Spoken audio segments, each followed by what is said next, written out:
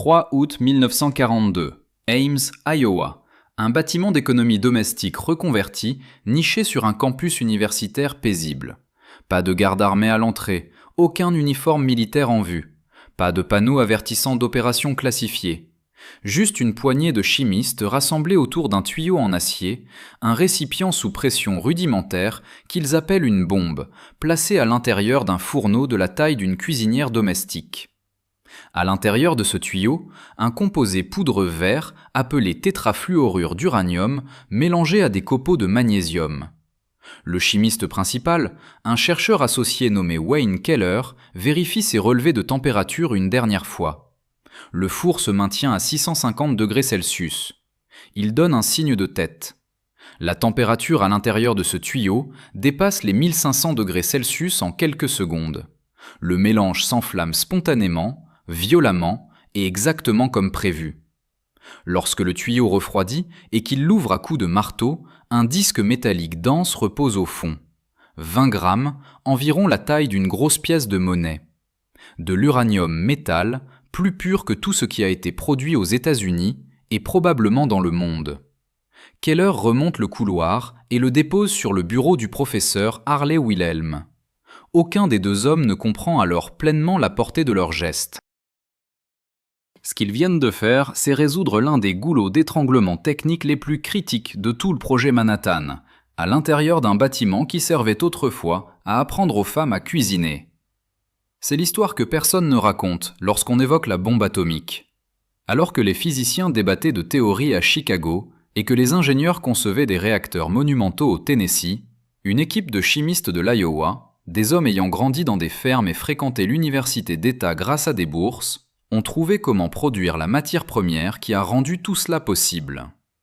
Au cours des 3 années suivantes, dans un gymnase réaffecté au cœur de l'Amérique, ils allaient purifier plus de 2 millions de livres d'uranium métal, réduire son coût de 1000 $ la livre à environ 1 $ la livre, et fournir le combustible pour le premier réacteur nucléaire au monde, ainsi que pour les bombes qui mirent fin à la Seconde Guerre mondiale. Presque personne en dehors d'Ames, dans l'Iowa, n'a jamais entendu parler d'eux. Pour comprendre pourquoi le projet Ames a existé, il faut comprendre une réalité technique fondamentale de 1942. Il est impossible de construire un réacteur nucléaire avec de l'uranium sale. La physique est brutalement impitoyable. Lorsque vous tentez de soutenir une réaction nucléaire en chaîne, les neutrons doivent voyager d'un noyau d'uranium à l'autre sans être absorbés par quoi que ce soit entre les deux. Les impuretés, même des traces infimes de bore, de cadmium ou de contaminants de terres rares, agissent comme des poisons deutroniques. Elles avalent les neutrons tout entiers. La réaction en chaîne s'essouffle, s'arrête, échoue.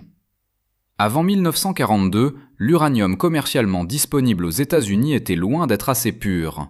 Les scientifiques ne connaissaient même pas le véritable point de fusion de l'uranium, car chaque échantillon testé était si contaminé que les manuels de l'époque l'estimaient à environ 1700 degrés Celsius. Le point de fusion réel de l'uranium pur est de 1132 degrés Celsius, une différence de près de 600 degrés Celsius causée entièrement par des impuretés que personne n'avait réussi à éliminer. La Westinghouse Electric and Manufacturing Company, à Bloomfield, dans le New Jersey, était le seul producteur commercial d'uranium métal du pays. Leur procédé photochimique produisait de minuscules lingots de la taille d'une pièce de monnaie, vendus à environ 20 $ le gramme. Lorsque le physicien Edward Kreutz eut besoin d'une sphère d'uranium de la taille d'une orange pour ses expériences sur les réacteurs, Westinghouse fut honnête. Il faudrait 1 an pour la produire, pour un coût de 200 000 $. L'ensemble du projet Manhattan avait un problème d'approvisionnement en uranium et la situation devenait critique, très vite.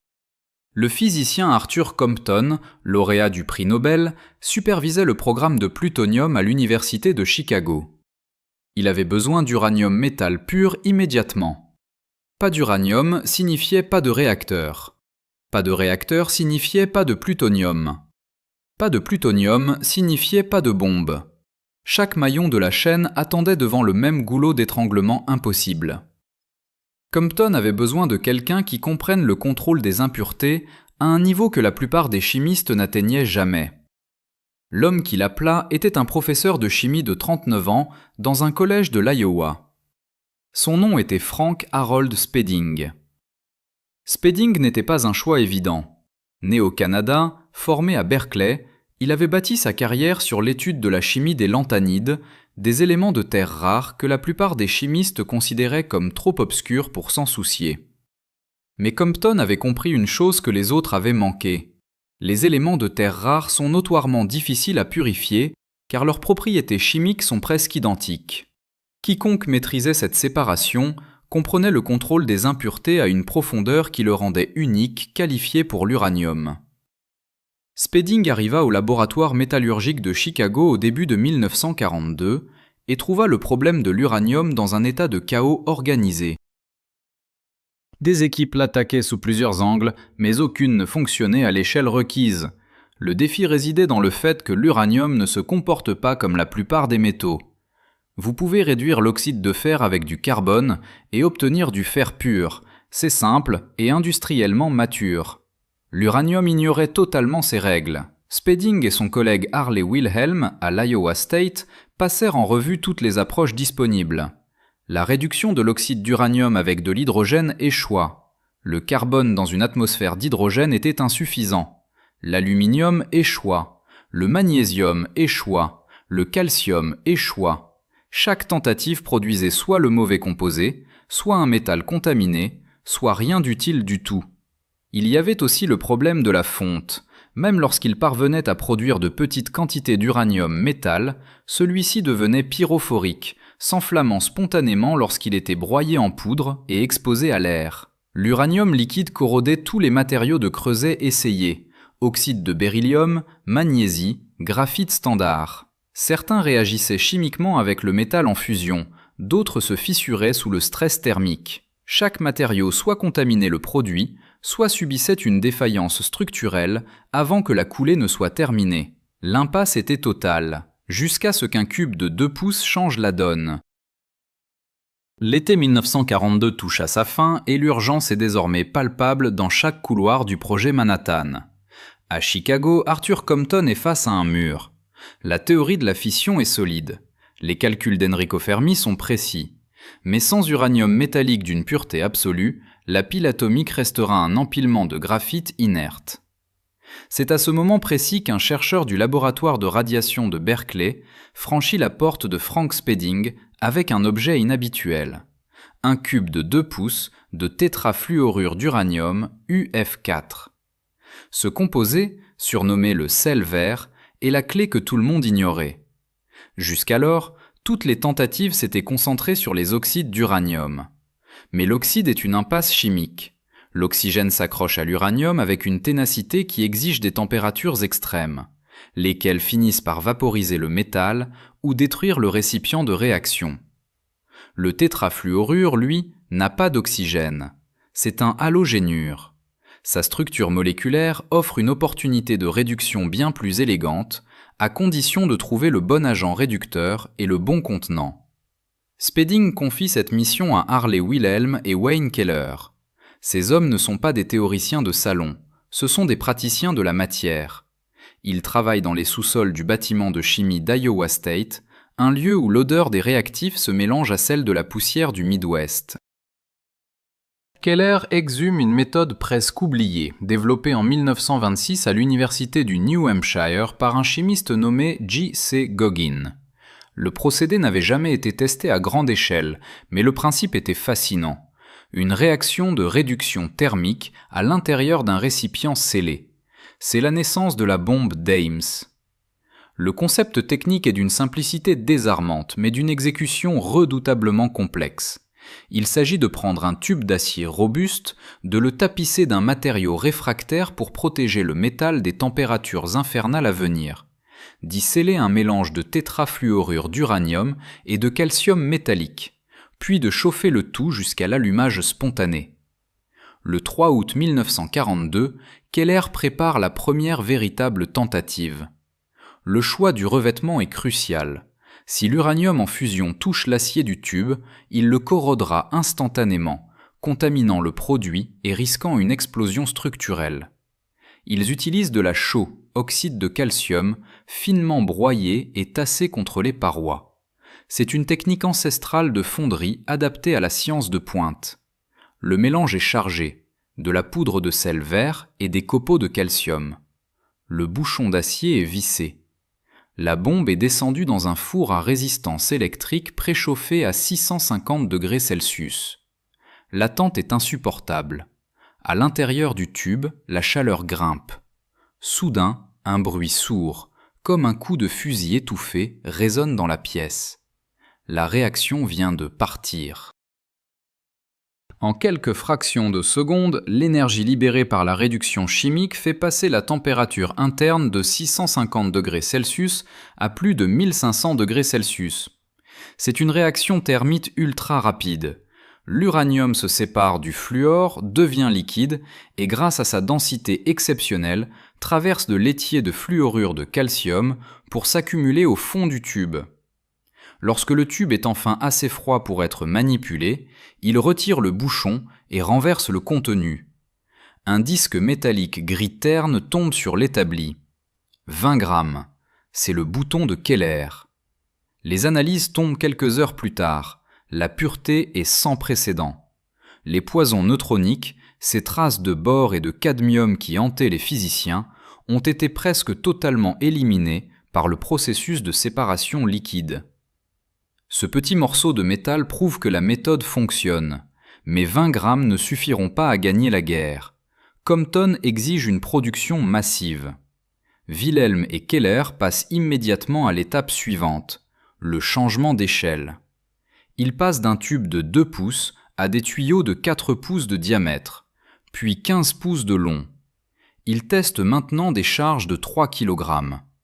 Le 24 septembre 1942, moins de 2 mois après le premier succès, Harley Wilhelm monte dans un train pour Chicago. Dans ses bagages, il transporte un secret qui pèse lourd, un lingot d'uranium pur de près de 5 kg. Lorsqu'il entre dans le bureau d'Arthur Compton et dépose la masse métallique sur son bureau, le physicien reste pétrifié. Compton, habitué aux petits échantillons de Westinghouse qui coûtaient une fortune, ne croit pas que ce bloc soit plein. « C'est creux, n'est-ce pas » demande-t-il, soupçonnant une ruse ou une erreur de mesure. Sans un mot, Wilhelm fait couper le lingot en deux sous les yeux du prix Nobel. La coupe révèle un métal dense, brillant, parfaitement homogène. Compton saisit immédiatement les implications. Le goulot d'étranglement vient de sauter.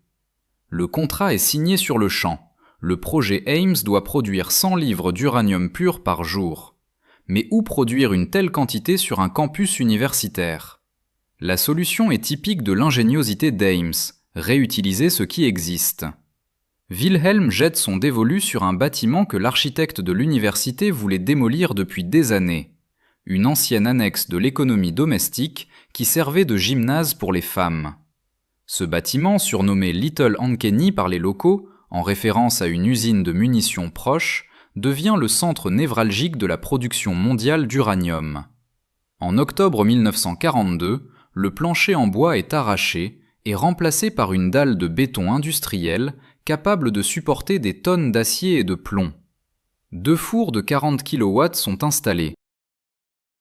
Wilhelm achète l'intégralité d'un atelier d'usinage local pour 8 000 $ car son propriétaire, Bill Maitland, ne pouvait plus obtenir de matières premières à cause du rationnement.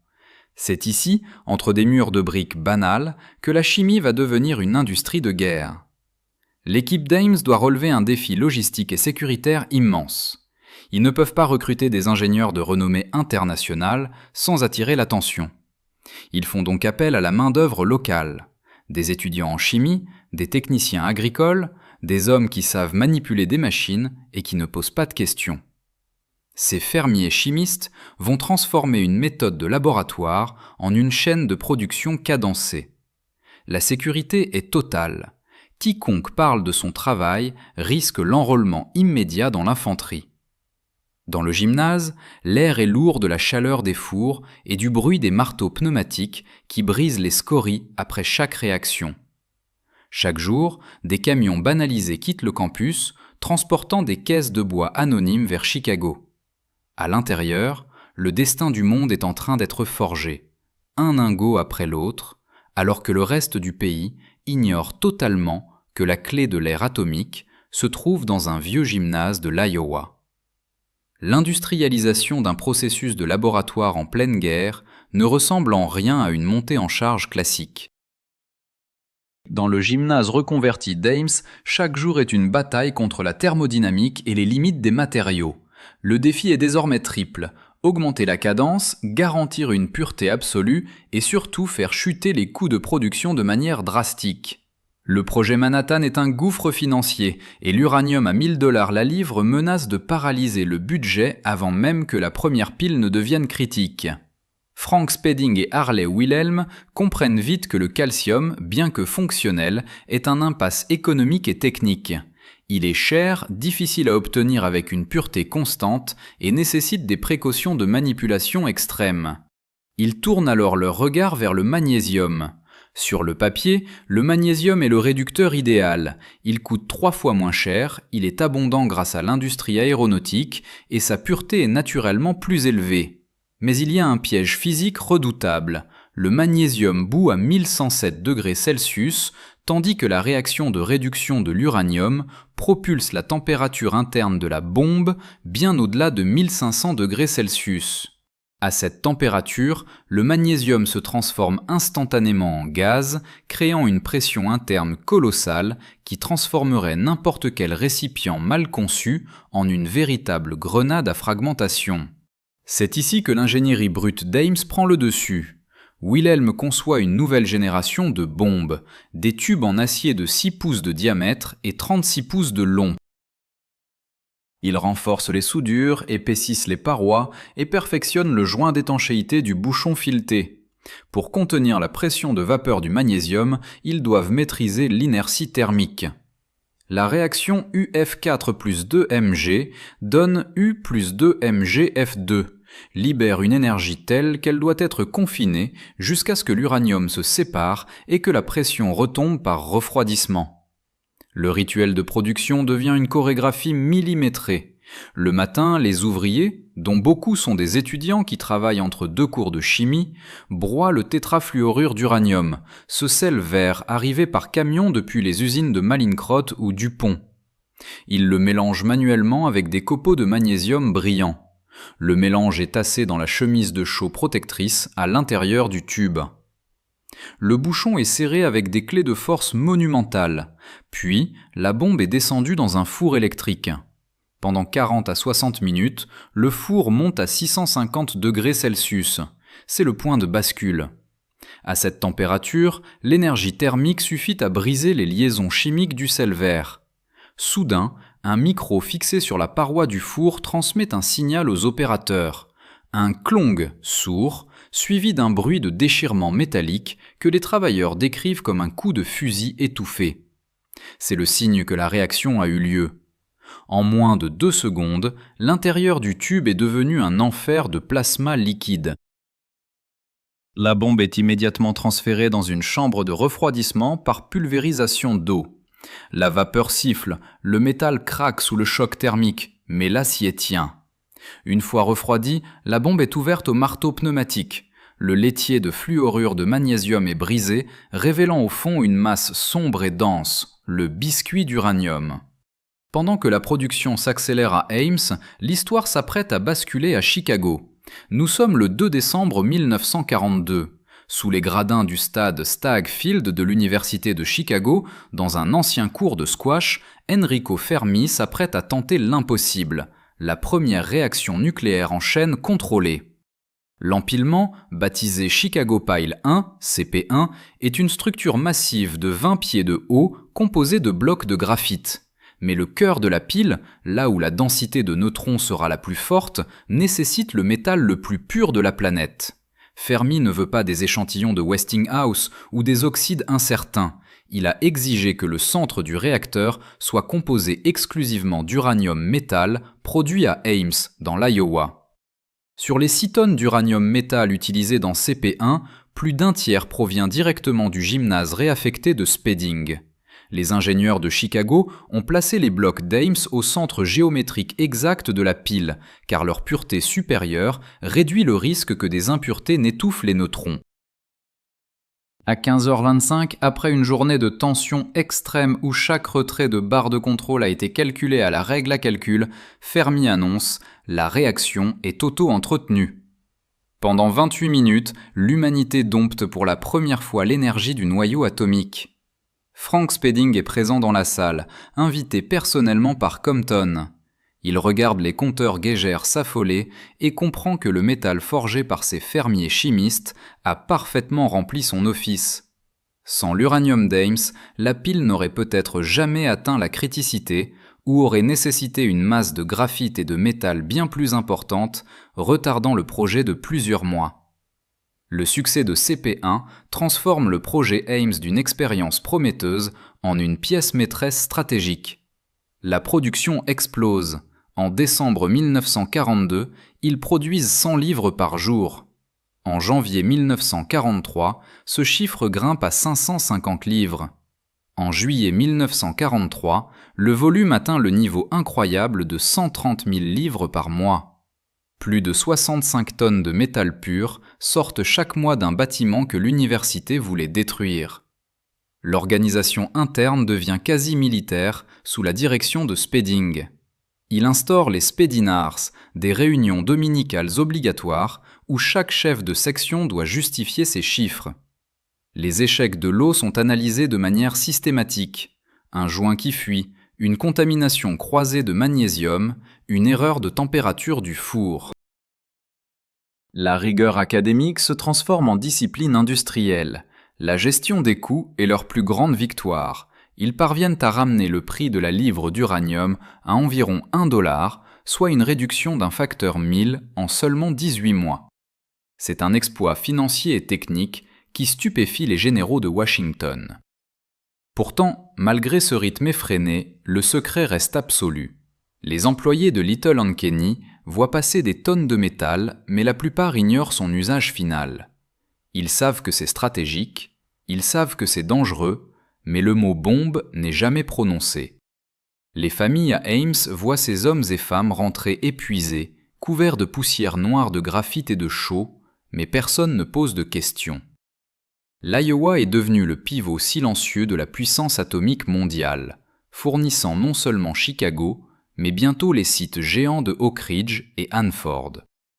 La logistique est désormais un défi quotidien.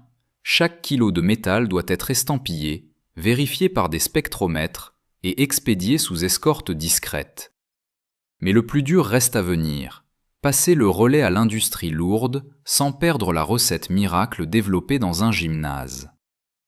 L'été 1943 marque le passage d'une prouesse de laboratoire à une nécessité industrielle absolue. Le projet Ames n'est plus une simple expérience, c'est désormais l'épicentre d'une chaîne d'approvisionnement mondiale. Mais Frank Spedding et Harley Wilhelm savent que leur gymnase a des limites physiques. Ils ne peuvent pas produire tout l'uranium nécessaire pour les sites géants de Oak Ridge et de Hanford. Leur nouvelle mission est peut-être plus complexe encore que la première. Ils doivent devenir les instructeurs des plus grandes corporations américaines. À partir de juillet 1943, des délégations d'ingénieurs de Mallinckrodt, Electromet et DuPont débarquent à Ames. Ces cadres en costume, habitués aux usines rutilantes, entrent dans un gymnase poussiéreux où des étudiants en sueur manipulent des tuyaux d'acier avec des marteaux. Le choc culturel est total, mais l'efficacité est indiscutable. Les chimistes de l'Iowa enseignent aux géants de l'industrie comment dompter le sel vert. Ils leur transmettent les secrets de la chaux tassée, du mélange précis de magnésium et des cycles de chauffe critiques. Ce transfert de technologie est sans précédent. Une université apprend à l'industrie lourde comment fabriquer le matériau le plus stratégique du XXe siècle. Le défi du moulage est la pureté extrême. Pendant que l'industrie commence à répliquer le processus, Ames se concentre sur un nouveau goulot d'étranglement, le moulage. Produire des biscuits de métal est une chose, mais les transformer en barres de combustible prêtes pour un réacteur en est une autre. L'uranium liquide à 1200 degrés Celsius est une substance démoniaque. Il réagit avec l'azote de l'air, s'enflamme spontanément et dissout presque tous les récipients connus. Wilhelm et son équipe testent des dizaines de matériaux pour les creusets. L'oxyde de beryllium est trop cher et toxique, la magnésie se fissure, ils finissent par se tourner vers le graphite de haute pureté. Mais là encore, un problème surgit. L'uranium liquide attaque le carbone du graphite, créant des carbures d'uranium qui polluent le métal. La solution vient d'un ajustement technique subtil.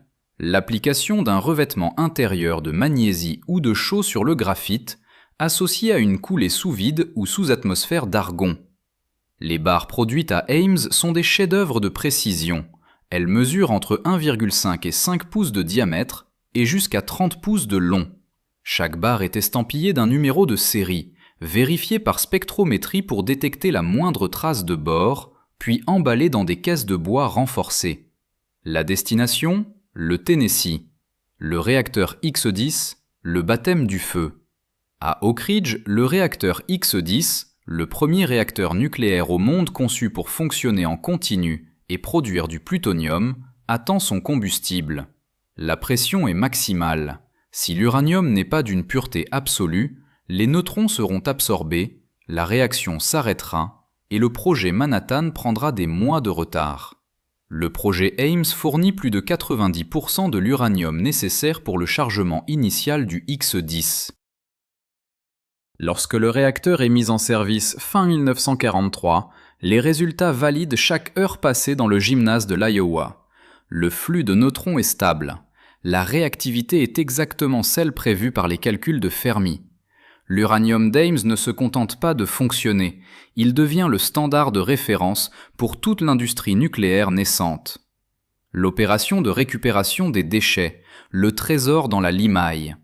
Alors que la production industrielle s'installe chez Mallinckrodt et Electromet, Ames ne s'arrête pas.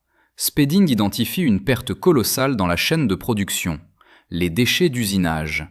Chaque fois qu'une barre d'uranium est tournée ou coupée, des kilos de copeaux et de limaille sont produits.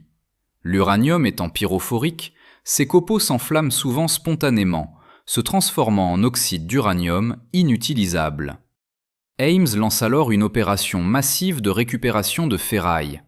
Ils développent une méthode pour nettoyer ces copeaux de leurs huiles de coupe, les décaper chimiquement pour enlever l'oxydation superficielle, puis les presser sous des pressions hydrauliques massives pour former des briquettes denses. Ces briquettes sont ensuite fondues de nouveau dans les fours à vide pour redevenir du métal pur. Les chiffres sont stupéfiants. À la fin de 1945, Ames aura récupéré plus de 600 000 livres d'uranium à partir de déchets qui auraient autrement été enterrés ou perdus. C'est une économie de millions de dollars, mais surtout, c'est un gain de temps inestimable sur l'extraction minière. La discipline des spédinards.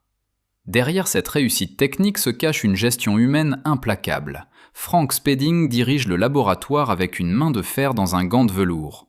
Chaque dimanche matin, alors que le reste d'Ames est à l'église, les chefs de section se réunissent pour les spédinards. L'ambiance y est électrique. Spedding examine les graphiques de production de la semaine écoulée. Rendement. Pourquoi le lot numéro 452 n'a-t-il produit que 92% de métal ? Sécurité. Une bombe a fui dans le four numéro 2, entraînant un arrêt de 6 heures. Comment l'éviter ? Qualité. Des traces de fer ont été détectées. La source ? Un marteau usé. Changez-le. Ces réunions ne sont pas des séminaires académiques, ce sont des conseils de guerre technique. Spedding exige des solutions immédiates. Si un équipement manque, Wilhelm le fabrique. Si un produit chimique est en rupture, ils trouvent un substitut. Cette culture de la résolution de problèmes radicales permet à Ames de maintenir un rythme que même les grandes entreprises privées peinent à suivre. Un impact financier qui change la donne.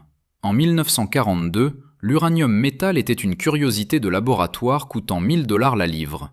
En 1944, grâce aux innovations d'Ames, notamment le passage au magnésium et l'optimisation des cycles thermiques, le coût de production chute à $1 la livre.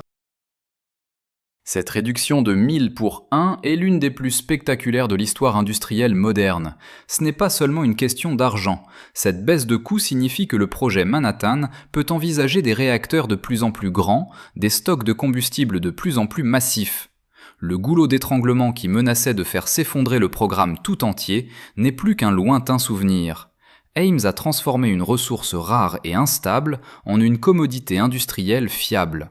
Mais alors que la guerre entre dans sa phase finale, l'équipe d'Ames va recevoir une visite qu'elle n'oubliera jamais. Un homme arrive pour leur dire que leur travail, accompli dans le secret d'un gymnase, a changé le cours de l'histoire humaine. Et il ne vient pas seulement avec des remerciements, mais avec une récompense qu'aucune autre université n'avait jamais reçue. 12 octobre 1945, le vacarme des fours s'est enfin tu, mais l'air d'Ames, dans l'Iowa, vibre encore d'une tension électrique. Une limousine noire fend la foule d'étudiants et s'arrête devant le campus d'Iowa State College. Un homme massif, au regard d'acier et à la moustache drue, en descend. Le major général Leslie R. Groves, commandant suprême du projet Manhattan. Il n'est pas venu pour une conférence académique, il est là pour rendre hommage à une anomalie historique. Devant lui, sur l'estrade, se tiennent Frank Spedding, Harley Wilhelm et une poignée de chimistes en costume froissé. Groves déploie une bannière, le Army Navy E Award pour l'excellence de la production. C'est une distinction normalement réservée aux chantiers navals géants de Norfolk ou aux usines de chars de Détroit. Iowa State est la toute première institution d'enseignement à la recevoir. La bannière arbore 4 étoiles blanches. Chaque étoile représente 6 mois de production soutenue, sans faille, dans des conditions de pureté extrême. Pendant 2 ans et demi, ces hommes ont accompli ce que les géants de l'industrie jugeaient impossible. Les chiffres définitifs tombent comme des couperets. Le projet Ames a produit plus de 2 millions de livres, environ 900 tonnes, d'uranium métal d'une pureté de 99,9%. Ils ont réduit le coût de production de $1000 à moins de $1 par livre. Groves le sait, et il le dit ce jour-là. Sans le goulot d'étranglement brisé à Ames, le calendrier du projet Manhattan aurait glissé de plusieurs mois, voire d'une année. La bombe n'aurait pas été prête en 1945. L'histoire du monde aurait pris une autre direction. L'héritage technique. Le procédé Ames comme standard mondial. Le succès d'Ames ne s'arrête pas à la capitulation du Japon. Le procédé Ames, cette réduction thermique par le magnésium dans une bombe scellée, devient instantanément le standard mondial pour la production d'uranium métal. Pendant des décennies, chaque réacteur nucléaire, chaque ogive, chaque moteur de sous-marin nucléaire à travers le globe utilisera du combustible raffiné selon la méthode perfectionnée dans un gymnase de l'Iowa. La simplicité du design, un tube d'acier, de la chaux, du magnésium, a battu la complexité des usines photochimiques de Westinghouse. C'est la victoire de la thermodynamique appliquée sur la théorie pure. En 1947, consciente de la valeur inestimable de ce pôle de compétences, la Commission de l'énergie atomique, AEC, transforme officiellement le site en Ames Laboratory, un laboratoire national intégré au campus. Frank Spedding en devient le premier directeur, poste qu'il occupera jusqu'en 1968. Harley Wilhelm, l'homme qui avait transporté le premier lingot de 5 kg dans un train de nuit vers Chicago, reste professeur de métallurgie jusqu'en 1970. Wayne Keller, qui avait surveillé la première réaction du 3 août 1942, poursuit une carrière discrète mais fondamentale dans la recherche sur les matériaux. Leurs noms sont aujourd'hui gravés sur 2 bâtiments majeurs du campus, Spedding Hall et Wilhelm Hall. Le vieux gymnase Little Ankeny, lui, est démoli en 1953. Il avait rempli sa mission. La connexion secrète, de l'uranium aux terres rares. Mais le véritable héritage du projet Ames, celui qui touche chaque être humain au XXIe siècle, est ailleurs. Il réside dans la raison même pour laquelle Frank Spedding avait été choisi par Arthur Compton en 1942. Sa maîtrise des terres rares, l'anthanide. Pendant la guerre, Spedding a dû inventer des méthodes de séparation d'une précision chirurgicale pour éliminer les poisons neutroniques de l'uranium. Après 1945, il applique ces méthodes, notamment la chromatographie par échange d'ions, aux terres rares. Avant Ames, ces éléments, néodyme, dysprosium, terbium, praséodyme, étaient des curiosités de laboratoire, presque impossibles à isoler en quantités exploitables. Spedding et son équipe transforment cette branche de la chimie en une science industrielle exacte. Aujourd'hui, sans les percées réalisées à Ames dans la purification des métaux et la séparation des lanthanides, notre monde technologique s'effondrerait. Énergie propre. Les aimants permanents des turbines d'éoliennes et des moteurs de voitures électriques dépendent du néodyme purifié. Électronique. Chaque smartphone contient des terres rares qui gèrent l'affichage, les vibrations et les communications. Médecine. Les agents de contraste pour les IRM et les lasers chirurgicaux proviennent directement de la lignée de recherche de Spedding. Défense. Les systèmes de guidage de précision, les satellites et les radars modernes utilisent des alliages dont la pureté est garantie par des descendants du procédé Ames. La leçon de Little and Kenny. L'histoire du projet Ames est une démonstration de ce que l'on appelle aujourd'hui l'agilité technique. Dans un moment de crise existentielle, une petite équipe de chimistes universitaires a surclassé les plus grandes corporations du monde. Ils n'avaient pas de budget illimité au départ, pas de personnel pléthorique, et travaillaient dans un bâtiment destiné à la démolition. Leur force résidait dans une compréhension profonde de la matière, une culture de la résolution de problèmes apprise sur les fermes de l'Iowa, et une capacité à simplifier là où d'autres complexifiaient. Le projet Manhattan est souvent résumé à l'intelligence des physiciens d'élite à Los Alamos ou à la puissance industrielle massive de Hanford. Mais au cœur de cette machine de guerre se trouvait un maillon indispensable, plus modeste, mais tout aussi brillant. Le sel vert d'Ames a été le sang du projet. Le 3 août 1942, dans un tube d'acier chauffé à blanc, Wayne Keller n'a pas seulement créé un bouton d'uranium, il a ouvert la porte à l'ère atomique et jeté les bases de la science des matériaux modernes. Si cette plongée dans les entrailles techniques de l'histoire vous a captivé, sachez que chaque innovation majeure cache souvent un gymnase de l'Iowa, un lieu oublié où des gens ordinaires ont résolu l'impossible. Le génie ne réside pas seulement dans la théorie, mais dans la capacité à faire fonctionner les choses quand tout le monde dit que c'est fini. Merci d'avoir suivi ce récit technique. À la prochaine pour un nouveau défi d'ingénierie qui a changé la face du monde.